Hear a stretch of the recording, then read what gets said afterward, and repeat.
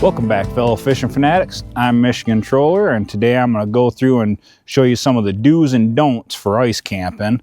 I've been doing it for a few years, and every time I go out, it seems like you figure out something new or better to do, and I figured I'd show you everything I've learned and what I do and try to make it a little bit easier out here on the ice and more enjoyable. I'll start with the outside.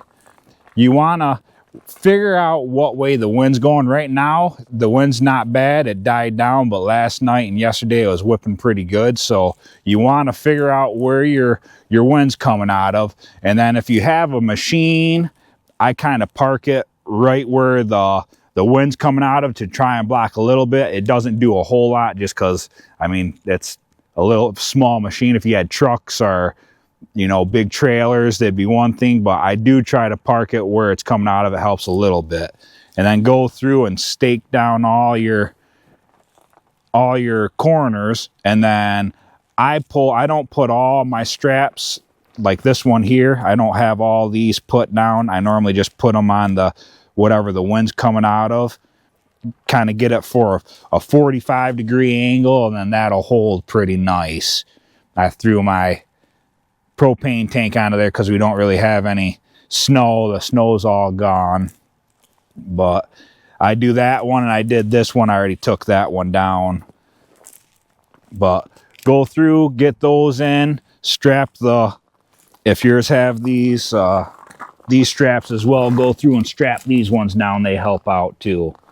But that's what you do, kind of figure out where the wind's coming out of, and then put that point right into it. You want that directed right into wherever the wind's coming out of, this side here. And then I have my two doors on the other side, so you don't get as much wind draft coming through. If you have your door like this one right here, this side, and if that was into the wind, even though they have these flaps on there, when you go to zip this up, it won't block all the wind. It still has quite a bit coming through. You still get some, but it'll help out if you do it that way.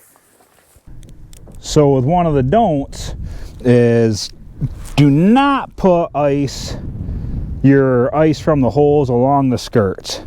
They will freeze down. I knew that, but there's no snow out here, so I didn't bring a bunch of chain or stuff to hold down the flaps. That's what I'd suggest doing, is bring some chains or something to lay down on it. But if you do have to put the ice down, make sure you bring a nice good old dead blow and go through and break up all the ice on it, and slowly work at it and pull it away and work on it, and you can get it off. So I luckily brought a dead blow hammer and with all my tools. I got pliers and everything when I come out here, just in case you need to fix something or work on something. So that's one of the don't do. And if you do have to, bring a hammer.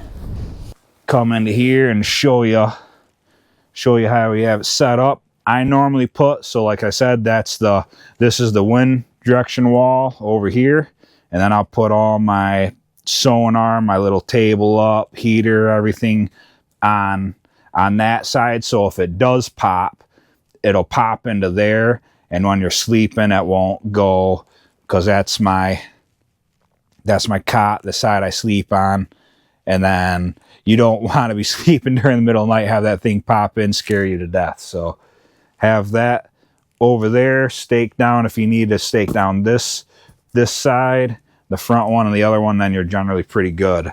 Have your doors to where they're not ever faced into the wind. That'll help you out.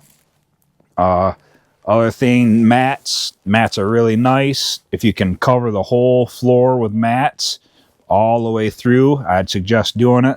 These are the 1-inch mats that go all the way through, and I have a couple extra. I do a double up right here, if you can see this one. Sometimes if there's a lot of snow out here and you get a lot of melt or slush, the water will seep up through.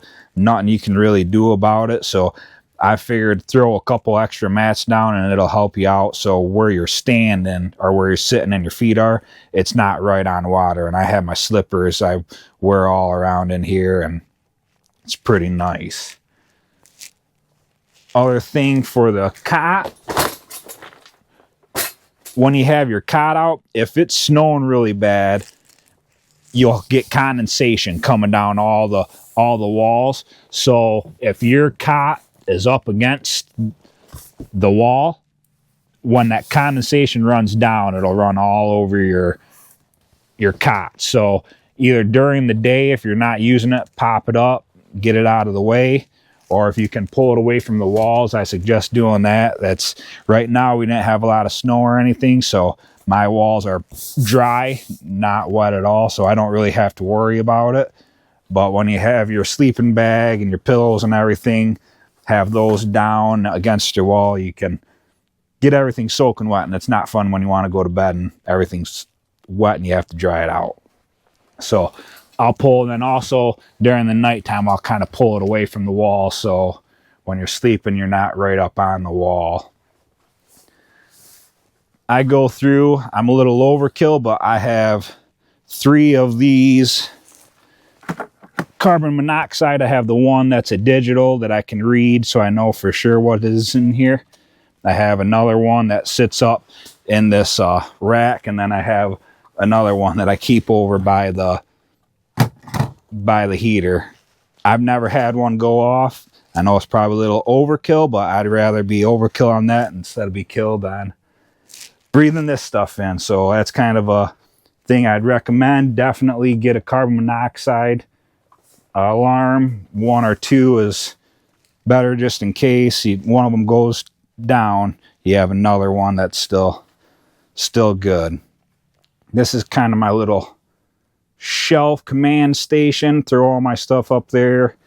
Drinks up in this, my camera gear, fan for when you're sleeping. I'm a fan sleeper, so I gotta have the fan, and then also the circulation of the heat in here. That one's full of my batteries. Nice little charge station, charging all the kind of batteries. This fan I have clipped up above the heater generally. It died, so I'm charging that one. All the stuff down there, battery, charging more stuff. Go through and I put my totes with all my food and snacks. But yeah, I think that's kind of a few of the do's and don'ts. I'm sure I probably could think of a bunch more. Can't think of all of them, but I want to go through at least and show you my setup out here, some of the do's and don'ts, and help you out for your next adventure. If you liked it, hit the thumbs up and subscribe. I'd appreciate it, and I'll see you in the next one.